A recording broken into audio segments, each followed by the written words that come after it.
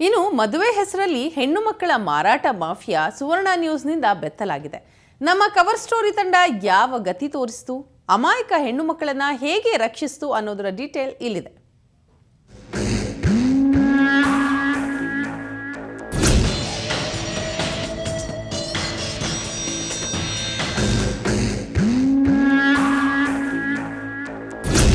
ಮದುವೆ ಕಾಸಿನ ಆಸೆ ತೋರಿಸಿಯೇ ಈ ಮಾಫಿಯಾ ಕೆಲಸ ಮಾಡ್ತಿತ್ತು.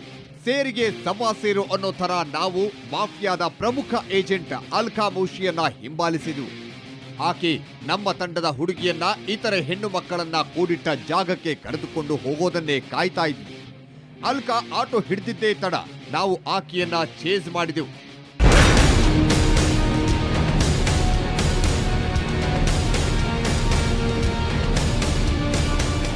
ಅಲ್ಕಾ ಹುಡುಗಿಯನ್ನ ಬೆಳಗಾವಿಯ ಆನಗೋಳದ ಮಸ್ಜಿದ್ ಚೌಕದ ಬಳಿಯ ಆಶಾ ಅನ್ನೋ ಇನ್ನೊಬ್ಬ ಏಜೆಂಟ್ ಮನೆಯೊಂದಕ್ಕೆ ಕರೆದುಕೊಂಡು ಹೋದ್ಲು.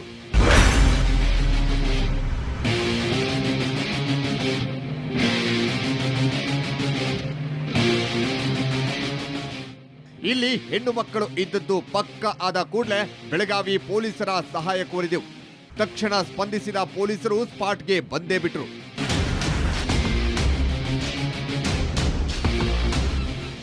ಆ ಮನೆಯಲ್ಲಿದ್ದ ಹೆಣ್ಣು ಮಕ್ಕಳನ್ನ ಪೊಲೀಸರು ರಕ್ಷಿಸಿದರು. ನಾವೀಗ ಅಲ್ಕಾ ಮೌಶಿ ಮತ್ತು ಆಶಾ ಅವರ ಮನೆಗೆ ಬಂದಿದ್ದೀವಿ. ಇದೇ ಮನೆಯಲ್ಲಿ ಹೆಣ್ಮಕ್ಳನ್ನ ಇಡ್ತಾ ಇದ್ದಾರೆ. ಬನ್ನಿ ನೋಡೋಣ.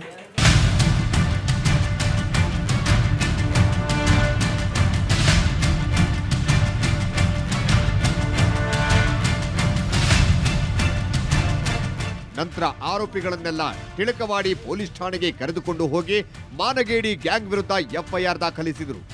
ಈಗ ನಮಗೆ ಇವರು ಯಾವ ಥರ ಇವ್ರದ್ದು ನೆಟ್ವರ್ಕ್ ವರ್ಕ್ ಆಗುತ್ತೆ, ಹೇಗೆ ಇವರೆಲ್ಲ ಎಲ್ಲಿಗೆ ಸಾಗಿಸ್ತಾರೆ, ಎಲ್ಲಿಂದ ಇವರಿಗೆ ಈ ಥರ ಹುಡುಗಿಯರನ್ನೆಲ್ಲನೂ ಕರ್ಕೊಂಡು ಬರ್ತಾರೆ, ಎಲ್ಲ ಕೂಲಂಕುಷವಾಗಿ ನಾವು ಒಂದು ಸ್ಪೆಷಲೈಸ್ಡ್ ಇನ್ವೆಸ್ಟಿಗೇಷನ್ ಟೀಮ್ನ ಮಾಡಿದ್ದೀವಿ.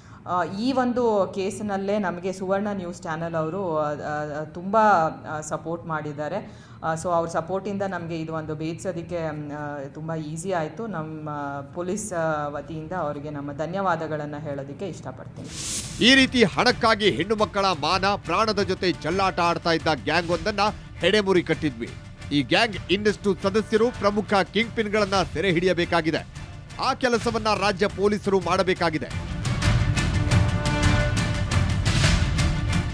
ಕ್ಯಾಮರಾಮನ್ ಗಗನ್ ಜೊತೆ ರಂಜಿತ್, ಮಂಜುನಾಥ್ ಪಾಟೀಲ್ ಮತ್ತು ವಿಜಯಲಕ್ಷ್ಮಿ ಶಿಬರೂರ್, ಸುವರ್ಣ ನ್ಯೂಸ್.